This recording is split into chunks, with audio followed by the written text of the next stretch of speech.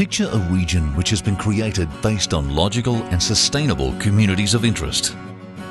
Imagine an approach to local government reform that results in an equal share of population, rate sources and major activity centres. A climate where instead of competing, councils pool their resources. Home to over 450,000 residents, stretching from the Swan River to the boundary of Mandurah, the Southwest Metropolitan region is both unique and diverse. It is also one of the fastest growing communities in Australia.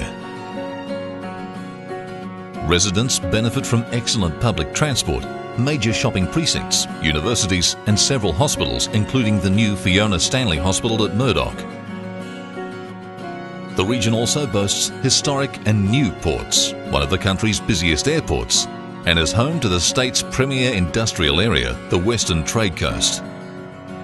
Local government reform focuses on creating more efficient and more effective local governments.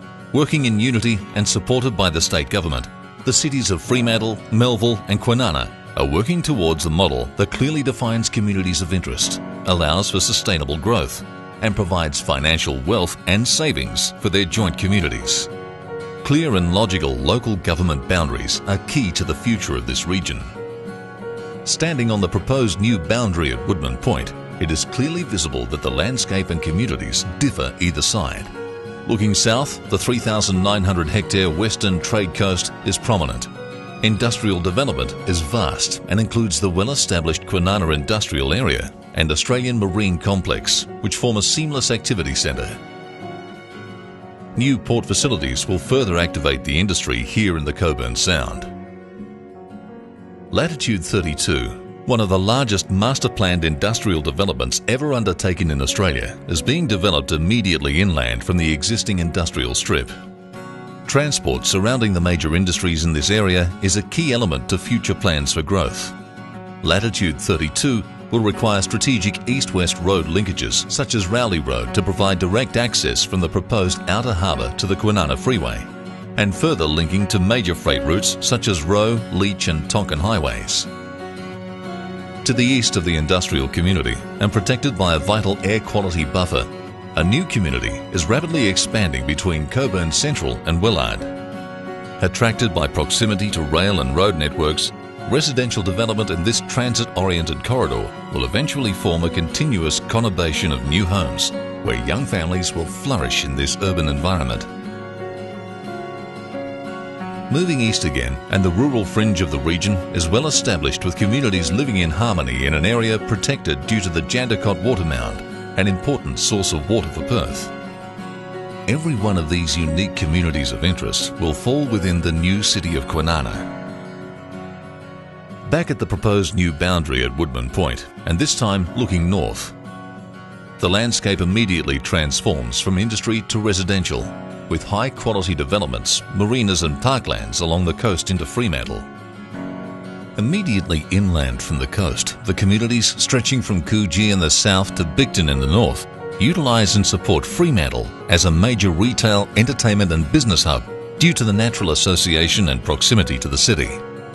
The extension of the Fremantle boundary south will more appropriately represent the communities using this activity centre.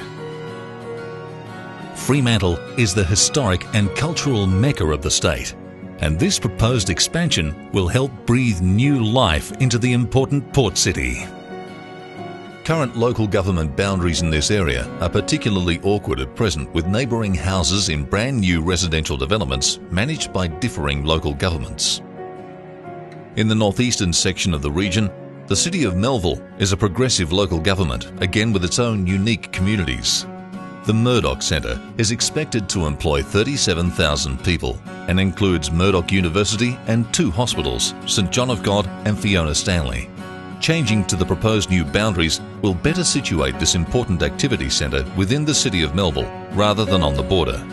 Density and age of housing in the suburbs from Bibra Lake to the Swan River varies significantly from the transit-oriented developments to the south. Current boundaries in this northeastern part of the region are also placed in non-logical areas, with neighbouring homes coming under different councils' areas.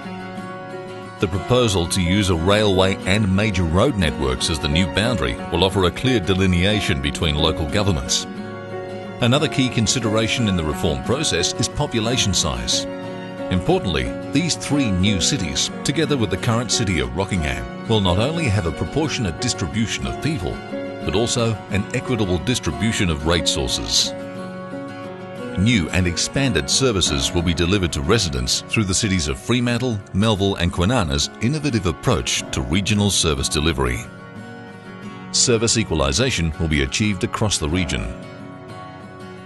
Utilising the office and depot facilities left vacant in Coburn, a centralised regional corporate services office could pool key departments such as rates, payroll, IT and technical services such as planning and engineering. The cities of Fremantle, Melville and Kwinana support a new local government model that not only delivers on the reform framework, but exceeds it in many ways. Logical and sustainable communities of interest, a fair split of rate sources, and an equitable distribution of residents will ensure a strong and prosperous future for the region, Perth, and indeed, the state of Western Australia.